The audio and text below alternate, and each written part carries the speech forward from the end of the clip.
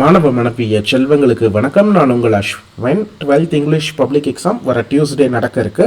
இதில் எப்படி நம்ம எஃபிஷியண்ட்டாக ப்ரிப்பேர் பண்ணி 1 மார்க்ஸில் 20 out of 20 30 தூக்குறதுன்னு இந்த வீடியோவில் பார்க்கலாம்.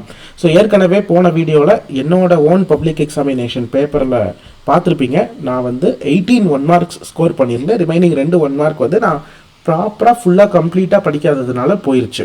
ஸோ அதையும் நான் சொல்லியிருப்பேன். இப்போ நான் உங்களுக்கு வே டு சக்ஸஸ் கைடோட பிடிஎஃப் தரேன். சரியா? First 6 question synonyms and antonyms. இதுக்கு நீங்கள் வந்து என்ன பண்ணணும் அப்படின்னா, பேசிக்காக வே டு சக்ஸஸில் நமக்கு புக்கில் இருக்கிற எல்லா கொஷின்ஸும் கொடுத்துருக்காங்க. அது ஒரு 10 கொஷின் இருக்குது இல்லையா? ஸோ அது வந்து போல்டு பண்ணி ஹைலைட் பண்ணி கொடுத்துருக்காங்க அந்த வேர்டுங்கிற இடத்துல. அடுத்து நீங்கள் பாருங்கள், லெஃப்ட் சைடில் இருக்கிறதுலாம் போல்டு இல்லாமல் இருக்குது. இதெல்லாம் எக்ஸ்ட்ரா கொஷின்ஸ், எக்ஸ்ட்ரா சினானிம் கொடுத்துட்டு அதில் முக்கியமாக தமிழ் மீனிங்கோட நமக்கு வந்து கொடுத்துருக்கும் பொழுது நமக்கு அது என்ன அப்படின்றத எக்ஸாக்டாக புரிஞ்சுக்க முடியும்.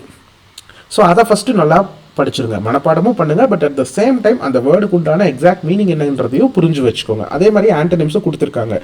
இதெல்லாம் பண்ணிட்டீங்க அப்படின்னா லெசனை ஒரு டைம் தமிழ் மீனிங்கோட படித்து புரிஞ்சுக்க ட்ரை பண்ணுங்கள். ஏன்னா அப்போ தான் நமக்கு வந்து நம்ம படிச்சிருக்கிறதோட உண்மையான மீனிங் என்ன, எப்படி வருது அப்படின்றது உங்களுக்குமே வந்து பார்த்திங்கன்னா நல்லா டெவலப் ஆகும். ஸோ இதை 6 ப்ரோஸ்க்குமே வந்து பார்த்திங்கன்னா ஃபஸ்ட்டு பண்ணிடுங்க.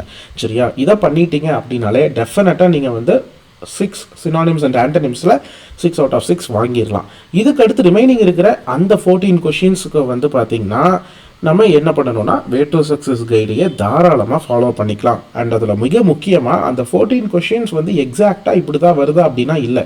இப்போ சில கொஷின் பேப்பரில் வந்து பார்க்குறோம் அப்ரிவியேஷன் அக்ரானிம் இருக்குது. ஆனால் சில கொஷின் பேப்பரில் சிலபிஃபிகேஷன் இருக்குது அதுக்கு பதிலாக. இப்போ சில கொஷின் பேப்பரில் சிங்குலர் ப்ளூரல் வந்திருக்கு, ஆனால் சிலதில் அது வரல.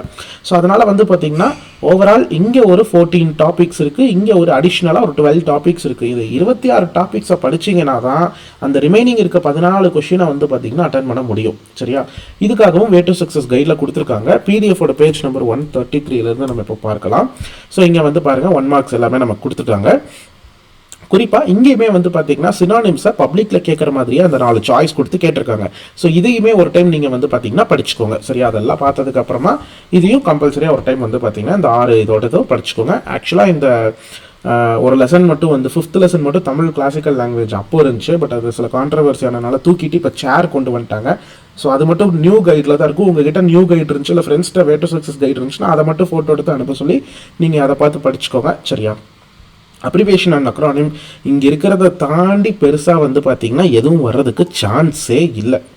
ஸோ அதனால் தயவு செஞ்சு இங்கே இருக்கிற எல்லா கொஷின்ஸையும் வந்து பார்த்திங்கன்னா நல்லா தரோவாக வந்து பார்த்திங்கன்னா படிச்சிருங்க. எல்லா எக்ஸ்ட்ரா எல்லாமே அவங்க வந்து பார்த்திங்கன்னா கிளியராக எடுத்து அழகாக கொடுத்துருக்காங்க. ஸோ பார்த்துக்கோங்க. இதுக்கு அடுத்தது வந்து காம்பவுண்ட் வேர்ட்ஸ்.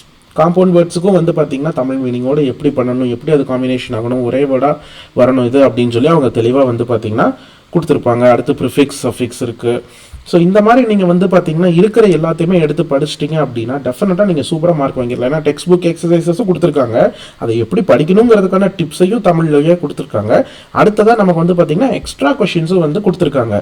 ஸோ இதை விட நமக்கு வந்து பார்த்தீங்கன்னா எப்படி பர்ஃபெக்டாக கொடுக்க முடியும்? ஸோ அது மாதிரி டெஃபினேஷன் ஆஃப் டேர்ம்ஸ், ஸோ இந்த பர்சன் ஒன் ஹூ அப்படின்னு சொல்லி கொடுப்பாங்க இல்லையா, அதை நம்ம என்னென்னு டிஸ்கிரைப் பண்ணுவோம், அந்த இதெல்லாம் கேட்டிருக்காங்க. அதே மாதிரி study of this, study of that, study of animals is called what. So அந்த மாதிரி கொஷின்ஸ் எல்லாம் வரும் இல்லையா. அடுத்தது அது கொஷின் டேக்கெல்லாம் ரொம்பவே அருமையாக வந்து பார்த்திங்கன்னா கொடுத்துருப்பாங்க.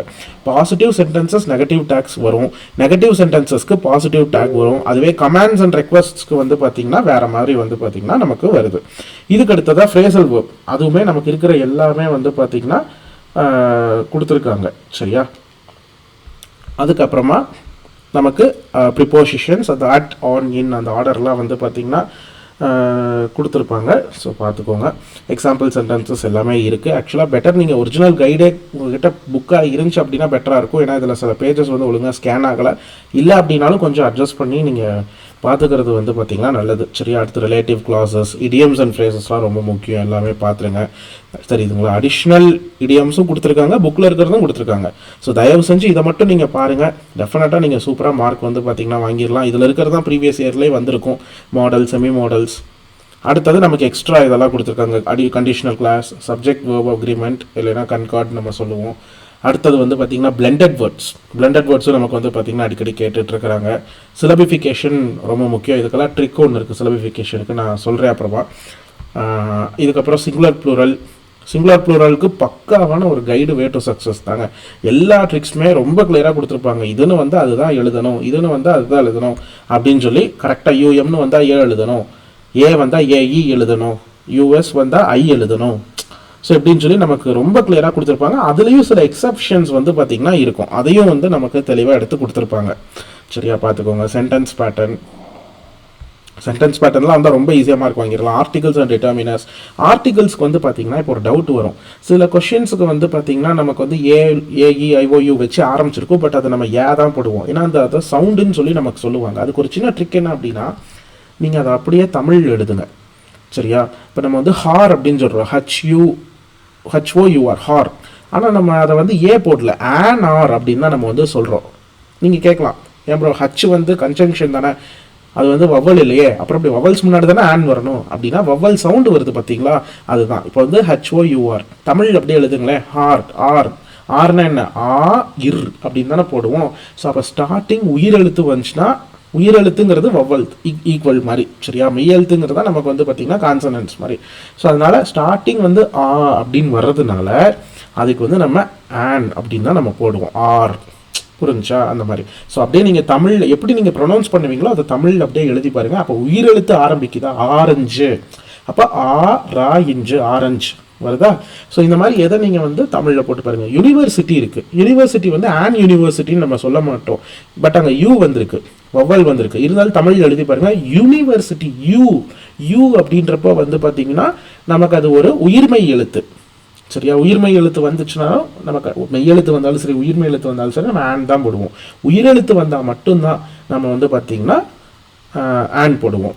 சரியா? மற்ற உயிர்மை மெய்யெழுத்துக்கள் வந்தால் ஏன் மட்டும்தான் போடுவோம். ஸோ அதனால தான் யூனிவர்சிட்டி.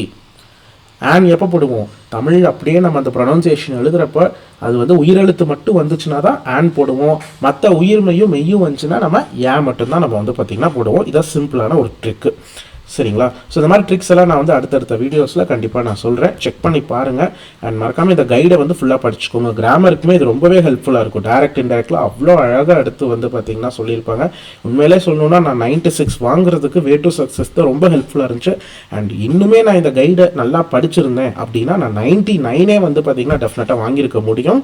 என்னோட தப்பு தான், நான் அதை வந்து பார்த்தீங்கன்னா ரிவிஷனில் கொஞ்சம் ப்ராப்பராக நான் ப்ரிப்பேர் பண்ணாததுனால தான் நான் 96 வாங்கியிருந்தேன். ஸோ நீங்கள் நல்லா ப்ரிப்பேர் பண்ணி 100 வாங்குங்க. Good luck. That's it. Thank you.